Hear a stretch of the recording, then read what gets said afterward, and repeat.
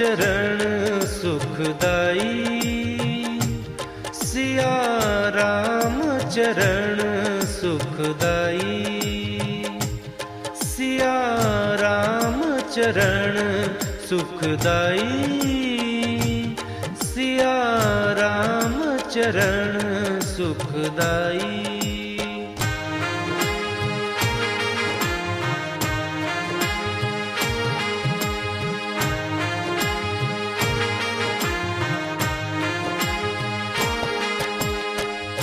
पावन माटी के दर्शन जहाँ, पावन माटी,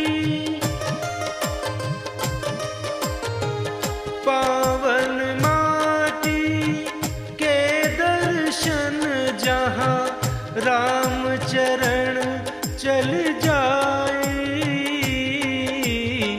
राम चरण चल जाए, सिया राम चरण सुखदाई, सिया राम चरण सुखदाई, सिया राम चरण सुखदाई, सिया राम चरण सुखदाई।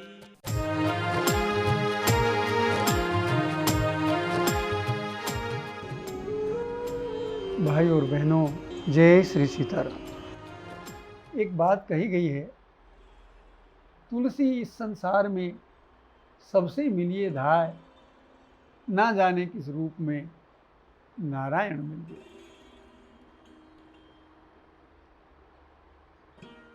इस यात्रा में बड़े बड़े विचित्र प्रकार के लोग मिले। एक बार मैं इलाहाबाद से बांदा जा रहा था, बस में यात्रा कर रहा था। सर्दी का समय था और मेरे पास वही कच्छा बनियान, लुंगी और एक चद्दर ओढ़ने को थी। अच्छी सर्दी पड़ रही थी, लेकिन भगवान ने मुझे वो क्षमता दी थी, वो बर्दाश्त करने की शक्ति दी थी उस समय उम्र में, कि मैं ऐसी सर्दी को भी सहन कर लेता था। बस तेजी से चली जा रही थी, लेकिन भयंकर ओस थी रास्ते में। ओस इतनी कि ड्राइवर ठीक से बस चला नहीं पा रहा था। इलाहाबाद से चित्रकूट पहुंचते पहुंचते कई बार एक्सीडेंट होते होते बस बची। वहीं मेरी सीट के पास जो मेरे सह यात्री बैठे थे, वो मुझे देख के बोले, आपके पास कपड़े नहीं है, ऐसी सर्दी में आप एक पतली सी चादर ओढ़ के बैठे हैं। मैंने कहा, मुझे आवश्यकता नहीं है। बोले, बड़े विचित्र आदमी हो, ऐसी सर्दी में भी ऐसे जा रहे हो। तो हाँ, मुझे कोई दिक्कत नहीं आ रही। फिर मुझे पूछा, आप क्या करते हैं? भैया, मैं कुछ नहीं करता, मैं भगवान राम के यात्रा स्थलों को दर्शन करने के लिए इधर उधर घूमता रहता हूँ।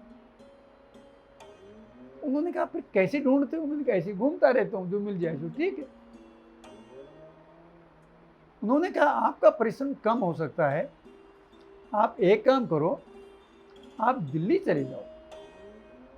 दिल्ली में क्या करूँगा? दिल्ली में एक डॉक्टर रामावतार शर्मा हैं, आप उनसे जाकर मिलिए, उन्होंने इस विषय पर काम किया है, वो आपको पूरी जानकारी दे सकते हैं। अब मुझे लगा ये व्यक्ति कहीं पहचान नहीं ले, इसलिए मैं चुप था। मैंने पूछा, भाई डॉक्टर रामावतार शर्मा का आप मुझे पता दे सकते हो? बोले, पता तो मेरे पास नहीं है।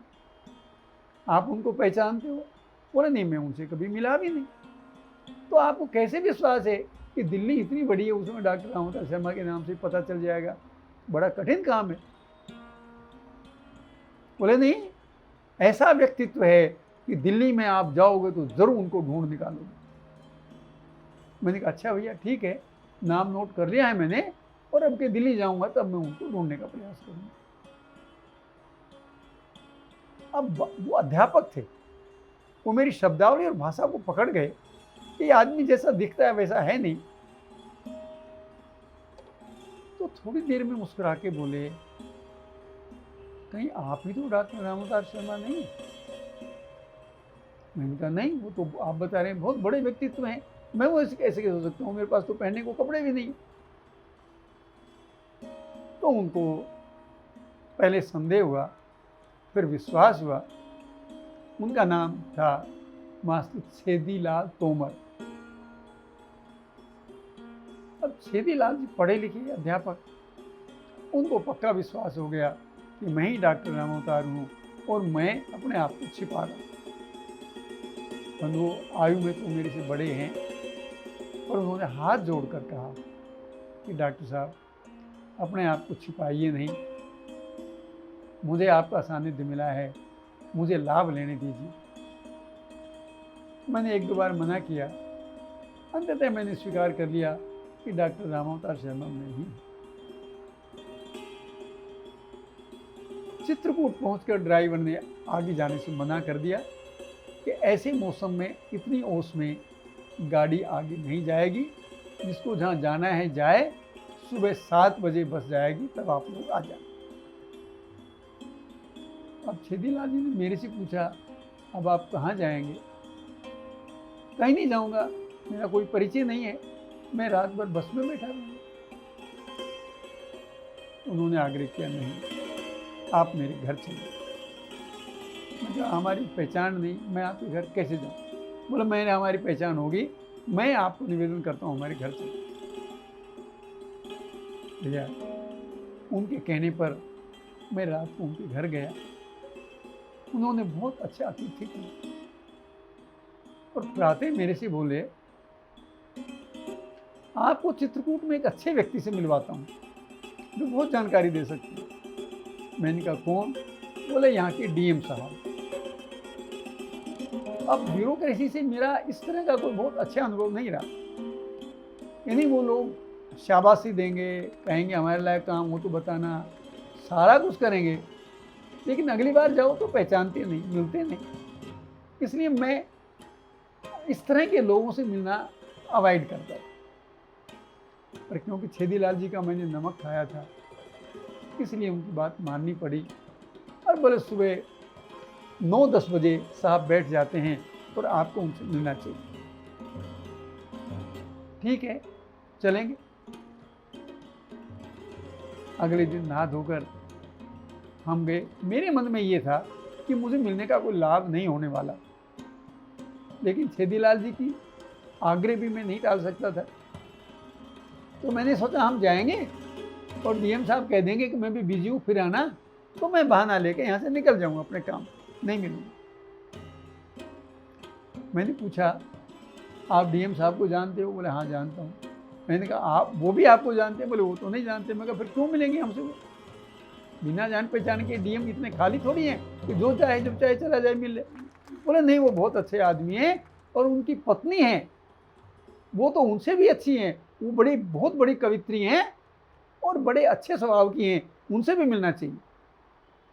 अब मैं अनचाहे हाँ हूँ करता उनके साथ चला गया। जब वहाँ पहुँचे डीएम साहब के बंगले पे, तो बंधुओं मुझे लगा मेरा काम हो गया, मुझे छुट्टी मिल जाएगी, क्योंकि बहुत सारी पुलिस खड़ी थी और वहाँ के डीएम को जो न्यायिक अधिकार होते हैं, उस दिन उनका वो कोर्ट था, बहुत सारे लोग मिलने आए हुए।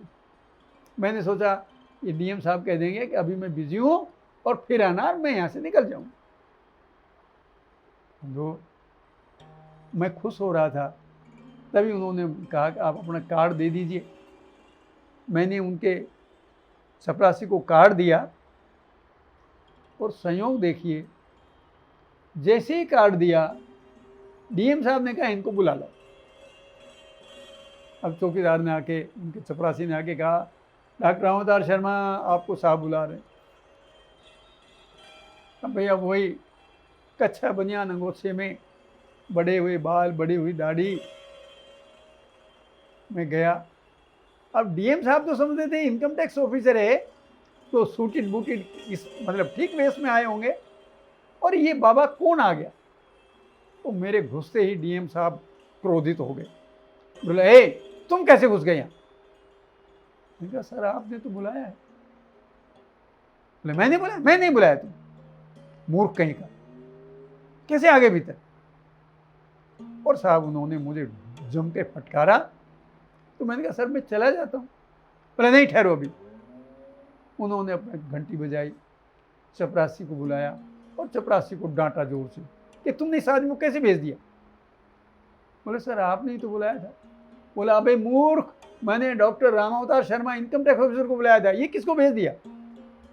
तो चपरासी डरता डरता बोला सर ये कहते हैं कि मैं ही डॉक्टर रामावतार शर्मा हूँ। अब तो डीएम साहब ने आंखें तरेरी और मेरे से बोले आप ही डॉक्टर रामावतार शर्मा है? मैंने कहा आप ही इनकम टैक्स में? मैंने कहा। डीएम साहब बोले ये कोई बाबा आगे, समझे कोई बाबा आ गया है, कुछ मांगने आया है। तो बड़े माथे पे तोड़ी डाल के बोले कहिए क्या काम है मेरे से? तो मेरे पास एक मानचित्र था भगवान राम की यात्रा का। मैंने उनका सर मैं तो आपसे कुछ मांगने नहीं आया, मैं तो आपको कुछ भेंट करने आया, दीजिए। जब मैंने उनको मैप दिया, वो पहला मैप था हमारा, मैप ऐसे खोल के देखा तो कभी वो मेरी ओर देखते, कभी मैप की ओर देखते, और थोड़ी देर तक यही क्रम चलता रहा और चुप हो गए। मुझे लगा ये नाराज हो गए हैं, बोल नहीं रहे, कुछ नहीं कह रहे। मैंने कहा सर अगर आपको मैप पसंद नहीं आया हो तो मुझे सर वापस दे दीजिए, और सर सॉरी मैंने आपका समय जाया किया। तो उन्होंने मैप तो हाथ में खुला रखा और मेरे से बोले आप मुझे ये बताइए आज आप कैसे आ गए? मैं समझा थी डांट रहे मुझे। मैंने कहा सर मैं तो ऐसे ही आ गया, अचानक आ गया। मुझे तो एक मास्टर जी थे, उनके आग्रह से मैं आया हूँ। बोले मैं पूछ रहा हूँ आज ही क्यों आ गए? तो सर मैंने निवेदन किया मैं किसी योजना से नहीं आया, मैं तो वैसे ही आपसे मिलने आ गया, मैप लेने आया था, और सर आपको मैप पसंद नहीं है तो मुझे वापस दे दीजिए। अब वो बोले आप यहाँ के पूर्व कलेक्टर MP सिंह साहब को जानते हैं?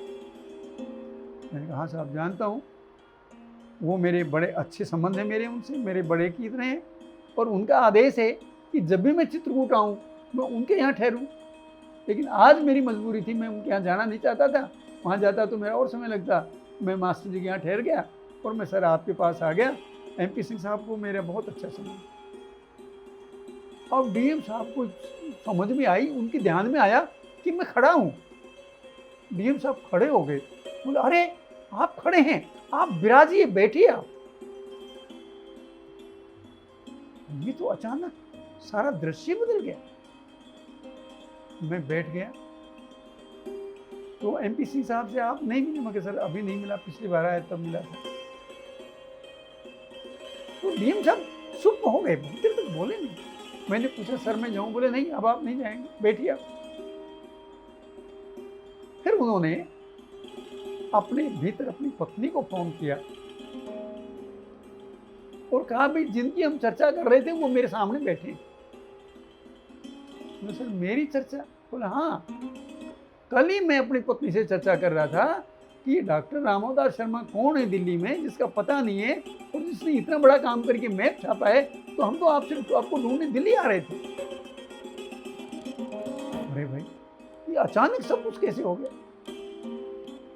डीएम साहब ने अपने रीडर को बुलाया और कहा आज के सारे केस एडजोर्न करो। और साहब डीएम साहब मुझे अपने बंगले में भीतर ले गए। उनकी पत्नी ने कहा मधुलिका, डॉक्टर मधुलिका नाम था उनका, डॉक्टर मधुरिमा सिंह ने मेरे से कहा भाई साहब आप मेरे बड़े भाई की तरह हैं, और मेरा निवेदन है कि आगे से आप MP सिंह साहब के यहाँ नहीं, आगे से जब आओगे तो हमारे घर पे ठहरोगे, हमारे बंगले में ठहरोगे जब तक हम चित्रकूट में। हम लोग जगन्नाथ ठाकुर जी का व्यवहार ही नहीं बदला, राम जी के प्रति दृष्टिकोण भी उनका बदल गया। वो मैप मैंने उनको दिया, उन्होंने अगले दिन स्वयं मुझे अपने साथ लेकर स्वयं अपने कार्यक्रम बनाकर मुझे पूरा चित्रकूट घुमाया। उस समय चित्रकूट में 2 स्थल बड़े महत्वपूर्ण थे, एक तो देवांगना और एक पंपा सरोवर, जहाँ डकैतों का बड़ा प्रभाव था। और MP सिंह साहब ने मेरे से ना उन्होंने पूछा जगन्नाथ ठाकुर जी ने कि आप वहाँ गए? मैंने कहा नहीं। बोले मेरे साथ चलिए। स्वयं मुझे वो घुमा के लाए। और आश्चर्य की बात तो ये, मैं जब अगली बार आया यात्रा पर तो मैंने देखा चित्रकूट जिले में जितने स्थल हैं उन सब का थोड़ा थोड़ा विकास होना आरंभ हो गया है। मैंने लोगों से पूछा ये विकास कैसे हो गया, अब तक तो सोचा नहीं था।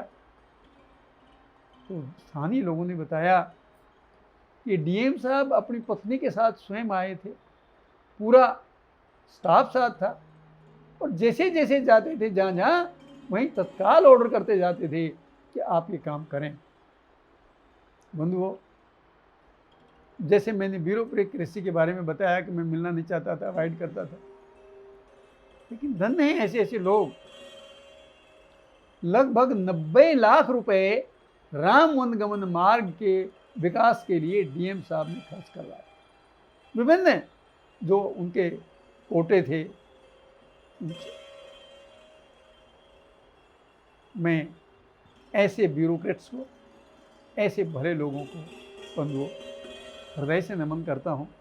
और यदि हमारी ब्यूरोक्रेसी, हमारे अधिकारी स्वयं रुचि लेकर इस तरह आगे बढ़ें तो वो दिन दूर नहीं जो भारत में राम राज्य की स्थापना हो जाएगी। जय सीता।